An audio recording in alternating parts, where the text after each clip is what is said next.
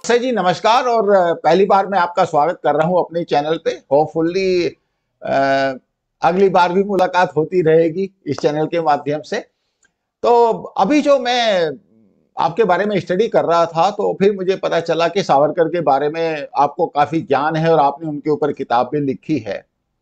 तो वैसे तो ये टॉपिक अपने आप में इतना बड़ा है कि हम लोग पूरे 24 घंटे 48 घंटे डिस्कस करते चलें तो ये टॉपिक खत्म नहीं होगा। तो अभी जो राहुल गांधी ने महाराष्ट्र में एंट्री के बाद उनकी जो भारत जोड़ो यात्रा है जो महाराष्ट्र में एंटर हुई, तो उसके बाद पहला उन्होंने काम ये किया कि सावरकर के ऊपर उन्होंने एडवर्स कमेंट्स किए। और बेसिकली वो जो जेल वाली जो कंट्रोवर्सी है कि उन्होंने अंग्रेजों को चिट्ठी लिखी कि मैं आपका सेवक हूं और मेरे से गलती होगी एंड ऑल दैट। तो एक तो इस बारे में मैं आपसे क्लैरिफिकेशन चाहूंगा या इंफॉर्मेशन चाहूंगा दर्शकों के लिए।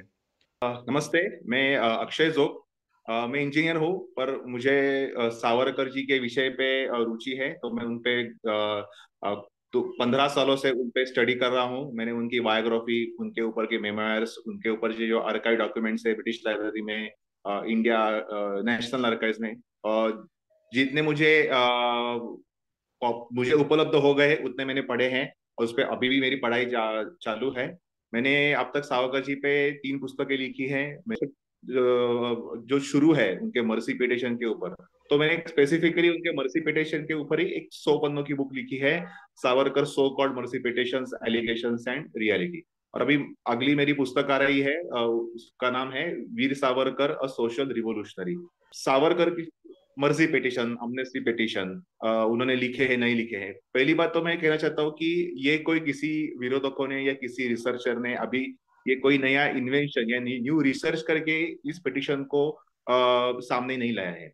खुद सावरकर जी ने जो अपनी बायोग्राफी लिखी थी उनके अंडमान के कारागृह के उनके काराकिर्दी पे, उसका नाम था, मराठी में पुस्तक थी, उसका नाम था माझी जन्मठेप। उसका अंग्रेजी में भी और हिंदी में भी अनुवाद उपलब्ध है, मेरा आजीवन कारावास या माय ट्रांसपोर्टेशन टू लाइफ। तो उसमें उन्होंने विस्तार से इस आवेदन पत्र, इस पिटिशन के बारे में उन्होंने लिखा है कि ऐसे ही आवेदन पत्र मैंने क्यों लिखे हैं, उसके पीछे मेरी भूमिका क्या थी, मेरी स्ट्रेटेजी क्या थी, उसकी उन्होंने सविस्तर वहां पे चर्चा की है। उसके बाद समग्र सावरकर वाङ्मय जब प्रकाशित हो गया 8 खंडों में, उस खंडों में भी सावरकर जी के जो पिटिशंस तभी के उनके एडिटर को उपलब्ध हो गए हैं। उनकी डेट्स के साथ उन्होंने उनकी पिटिशन के पूरा उन्हें उसका क्रोनोलॉजी लिखी है। सावरकर जी ने पहली पिटिशन कब लिखी, उस पर अंग्रेजों का क्या उत्तर आया, ऐसे 3-4 पन्नों में उन्होंने पूरी तरह से उसका क्रोनोलॉजी लिखी है। उसके ओके। बाद आरसी मुजुमदार बहुत बड़े इतिहासकार है, उन्होंने भी उनका अंडमान के कारागृहों पे उन्होंने उनको एक भारत सरकार ने उनका इतिहास जो क्या है, पिनल सेटलमेंट वहां पे जी थी, उनकी बंदी वसाहत थी वहां पे कैदियों की, उसके उन्होंने पूरे आर्काइव डॉक्यूमेंट्स पढ़ के वहां पे उन्होंने एक बुक लिखी है, उसका नाम है पिनल सेटलमेंट इन अंडमान। तो उस पर ओके। भी आरसी मुजुमदार दूसरा उनका जो पत्र है पिटिशन, उसको पूरी तरह से उन्होंने प्रिंट किया है। ओके। अभी जो विक्रम संपत की पुस्तक आई है, वीर सावरकर के 2 खंड आए हैं, उसपे पहले वॉल्यूम में संपत जी ने ब्रिटिश लाइब्रेरी में जाके, नेशनल आर्काइव में जाके उनके जो सब अवेलेबल पिटिशन है, 8 पिटिशन, उसकी उनको जैसे थे वैसे ही वर्बी टाइम उनको उन्होंने अंग्रेजी में प्रिंट किया है। बात सावरकर जी ने ऐसे पत्र क्यों लिखे, तो पहली तो बात यह है कि सावरकर जी को 50 ईयर्स का आजीवन कारावास हुआ। उनको क्या 1-2 महीने, 1-2 सालों की, 1-2 महीनों की ऐसी कोई उनको सजा नहीं होगी। तो उनको 50 ईयर्स अंडमान में ही रहना था। और अंडमान में रहना मतलब क्या कि उनको वो सेल था, तो वो जेल की कोठड़ी थी, उसमें उनको नहीं रहना था। वहां पे जो उनके कायदे कानून थे अंडमान के सेल्युलर जेल के, वो सभी सावरकर जी को पता थे, क्योंकि सावरकर जी बैरिस्टर थे। उनको डिग्री नहीं उनको दे दी, पर उन्होंने पढ़ाई पूरी कर ली थी, उसको एग्जाम भी दी थी। पर वो उनकी जो क्रांतिकारक, उनकी जो उन्होंने उसमें हिस्सा लिया था, उसके वजह से उनको डिग्री उनको कन्फेर नहीं की थी ब्रिटिशर, और उनको ओके। सब कायदे कानून मान।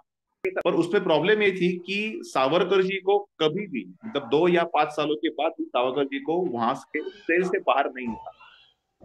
11 साल, 8 साल तो सावरकर जी को सेल्युलर जेल की कोठड़ी थी, उससे सिर्फ कोलू निकालने के लिए, खाना खाने के लिए, टॉयलेट के लिए उनको बाहर निकालते थे, और उनको 8 साल वहां पे बंदी रखा गया था। तभी सावरकर जी ने ऐसे कहा कि बाकी बंदियों को 2 या 5 सालों के बाद बाहर निकालने की परमिशन है, तो मुझे क्यों परमिशन नहीं दे रहे। तो ओके। उन्होंने कहा कि नहीं, आप गले में जो बिल्ला है वहां पे डी डेंजरस का आप प्रिजनर है, इसके लिए हम आपको ये डिस्काउंट, ये सहूलत जो है हमको आपको नहीं दे सकते। ओके। तो मतलब सावरकर और ब्रिटिशों की मिली भगत होती, वो उनके उनके लिए काम करते होंगे, तो कभी भी ब्रिटिशों ने सावरकर जी को ऐसे डेंजरस होके उनको सेल में ही उनको सड़वाया नहीं होता। दूसरी बात, सावरकर जी का एक उनकी फिलोसॉफी थी, यूटिलिटेरियन, उनकी उपयुक्ततावाद। उनका कहना था कि मेरे 50 ईयर्स किसी शत्रु के जेल में सड़ते रहना, ये मेरे देशभक्ति की व्याख्या नहीं है। ओके। मेरे देशभक्ति ओके। की व्याख्या ऐसे नहीं है कि बाहर आ जाओ, बाहर आके ये मेरे पूरा मेरा जो शरीर है, मेरी जो बुद्धि है, उसका हम्म। मेरे देश के के लिए कुछ तो उपयोग होना चाहिए। ओके। मैं सिर्फ 50 ईयर्स जेल में, उस मेरे शरीर का, मेरे बुद्धि का, मेरे देश के लिए क्या फायदा होने वाला है इससे? तो उससे अच्छा है कि कुछ तो शत्रु से झूठ बोलो, शत्रु से द्रोह करो, शत्रु को फंसाओ और यहाँ से बाहर निकलो, ऐसी उनकी स्ट्रेटेजी थी। तो ओके। ऐसे ही सावरकर जी ने शत्रु को फंसाने के लिए वहां पे झूठे झूठे वो पिटिशंस लिखे। और उस दूसरे ऐसे इसमें बात है कि ऐसे आप देखेंगे एक वॉर स्ट्रेटेजी में, शत्रु से झूठ बोलना, शत्रु को फंसाना, शत्रु से द्रोह करना, इस पे कोई भी गलत बात नहीं। हाँ, जो अपने स्वकीय जो है, स्वकीय से कभी झूठ नहीं बोलना चाहिए, उनको कभी फंसाना नहीं चाहिए, उनसे कभी द्रोह नहीं करना चाहिए। तो कब सावरकर जी को ऐसे ब्रिटिशों ने ऑफर दी थी कि आप अपने जो साथीदार है आपके क्रांति कार्य में, उन सभी की आप नाम बोल दो, हम आपको अभी छोड़ देंगे। सावरकर जी ने कहा नहीं, इसके पहले जो मैंने काम किए हैं, मेरे जो साथीदार है, उनके किसी के भी मैं नाम नहीं बता। हाँ, इसके बाद शायद मैं पॉलिटिक्स में हिस्सा नहीं लूंगा। आप कहोगे तो मैं किसी एक डिस्ट्रिक्ट में डिस्ट्रिक्ट अरेस्ट जैसे स्थानबद्धता में रहूंगा, वो मैं आप मानने के लिए तैयार हूँ, पर मैं मेरे किसी भी साथी का नाम बोल के मैं मेरे साथियों से द्रोह, विश्वासघात नहीं करूंगा, और मैं राष्ट्रद्रोह कभी भी नहीं कर सकता। तो सावरकर जी ने कभी स्वकीयों से द्रोह नहीं किया, विश्वासघात नहीं किया।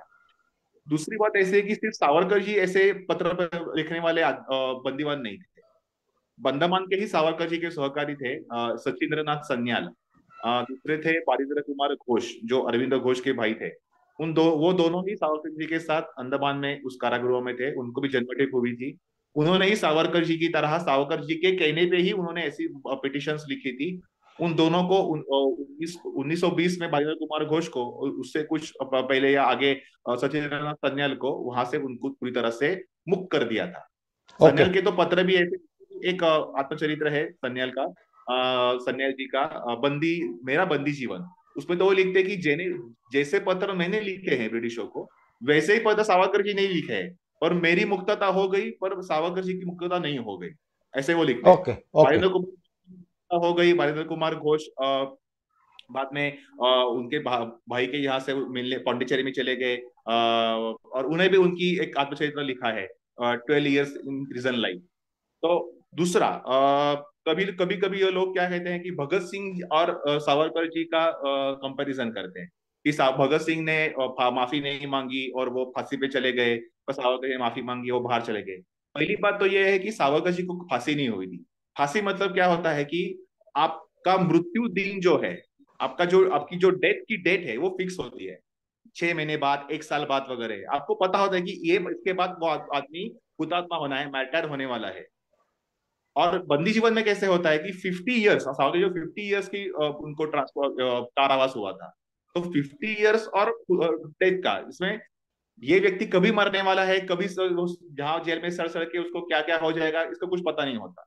और दूसरी बात यह है कि एक क्रांतिकारक जेल में सड़ रहा है और वहां पे कोलू घुमा रहा है, इतने कष्ट कर रहा है, इससे इतर कोई जो क्रांतिकारक है उसको कभी प्रेरणा नहीं मिल सकती। पर अगर कोई क्रांतिकारक फांसी पे चला गया, जैसे भगत सिंह जी चले गए थे, महाराष्ट्र के चाफेकर बंधु चले गए थे, चाफेकर बंधु के फांसी से ही प्रेरणा लेके सावरकर जी ने स्वतंत्र संग्राम में उन्होंने सहभाग लिया था। उनसे ओके। भगत सिंह जी के ही प्रेरणा से बहुत सारे क्रांतिकारियों ने स्वतंत्र संग्राम में सहभाग लिया था। तो मतलब फांसी ये एक बहुत बड़ी बात होती है, उससे प्रेरणा मिलती है। पर अगर आप किसी जेल में सड़ते रहोगे शत्रु के, उससे किसी को प्रेरणा नहीं मिल सकती। दूसरी बात यह है कि राम प्रसाद बिस्मिल, एक काकोरी कट वहां पे हुआ था कॉन्स्पिरसी, उसमें राम प्रसाद बिस्मिल, अशफुल्ला खान, रोशन सिंह और राजेंद्र प्रसाद लाहिरी, इन चारों को फांसी हुई थी। और राम प्रसाद बिस्मिल को फांसी हुई थी। राम प्रसाद बिस्मिल ने फांसी होने के बाद उन्होंने सावरकर जी की तरह सेम पिटीशन लिखे थे। उन्होंने कहा था कि मेरी जो फांसी है वो जन्मठेप में, आजीवन कारावास में आप कन्वर्ट कर दीजिए। और उसके लिए उन्होंने मदन मोहन मालवीय से भी कांटेक्ट किया था, उन्होंने उसके लिए कुछ कोशिश भी की थी, पर कुछ वर्कआउट नहीं हो सका। और उसके बाद उनको फांसी दिया गया। मतलब जिन जिन क्रांतिकारियों को फांसी हुई थी उन्होंने भी ऐसी इसी तरह से पिटीशन लिखे हैं। भगत सिंह ने नहीं लिखे हैं, वो उनकी चॉइस थी। उसका मैं आदर करता हूँ, सावरकर जी भी उनका आदर करता है। सावरकर जी ने भगत सिंह पे जब उनका उनको फांसी हुई उसके बाद सावरकर जी ने मराठी में उन पे बहुत बड़ा काव्य लिखा था, प्रभात फेरी निकाली थी रत्नागिरी में। अपने घर पे वो हमेशा भगवा झंडा लहराते थे, तो उन्होंने झंडा नीचे किया था, काला झंडा फहराया था प्रोटेस्ट के लिए। मतलब उनको भी आदर था भगत सिंह की इस हुतात्मा का। तो मतलब ये सिर्फ सावरकर जी नहीं थे, ऐसे क्रांतिकारक भी थे, अंडमान के क्रांतिकारक भी थे। दूसरी बात ऐसे कि जो वॉर स्ट्रेटेजिस्ट होते, अगर आपके सामने जैसे बैटलफील्ड आएगी उसी तरह से वो अपनी युद्ध नीति या रणनीति उसको चेंज करते हैं। तो इसके सावरकर जी ने कहा कि अभी युद्ध नीति मुझे चेंज करनी है, मैं जाके उस पर हमला नहीं कर सकता, मैं बंदी हूँ, तो इसके लिए थोड़ा सा मैं स्ट्रेटेजी मेरी चेंज कर लेता हूँ। और उनको बताता हूँ कि बाबा मैं अभी मवाड़ हो गया हूँ, बाहर आने के बाद मुझे चाहिए वो मैं कर सकता हूँ। और ऐसे ही सावरकर जी ने बाहर आने के बाद वो एकदम अग्रेसिव नहीं हो सके, क्योंकि उन्होंने लिख के दिया था कि हम राजनीति में भाग नहीं ले सकते। पर अप्रत्यक्ष रूप से सावरकर जी ने क्रांति कार्य शुरू ही रखा था।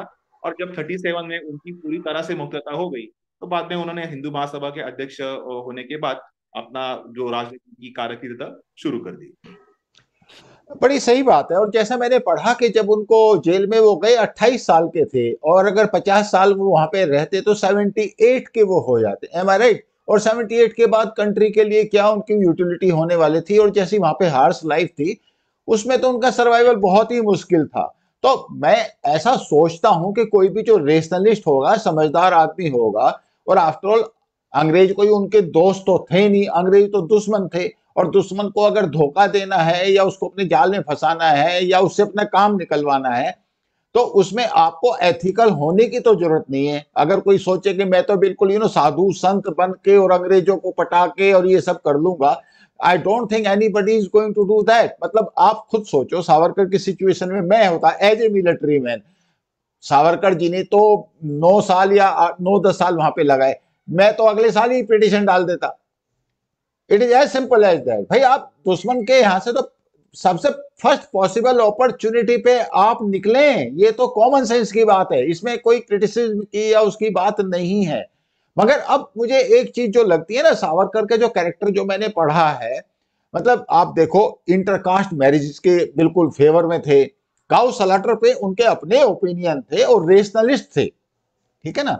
और बाकी इंडिया की जो ज्योग्राफिकल बाउंड्रीज है इनके उसके प्रति भी एकदम प्रतिबद्ध थे वो। और एक तरीके से आप देखो तो हिंदुत्व तो उनका था ही, तो इसमें तो कोई शक नहीं है कि वो कई चीजों में तो अपने टाइम से बहुत आगे थे। जैसे आप इंटरकास्ट मैरिज की बात कर लो तो बहुत आगे थे वो। डिफरेंस ऑफ ओपिनियन हो सकता है, वो जीनियस आदमी था तो डिफरेंस ऑफ ओपिनियन तो होगा ही।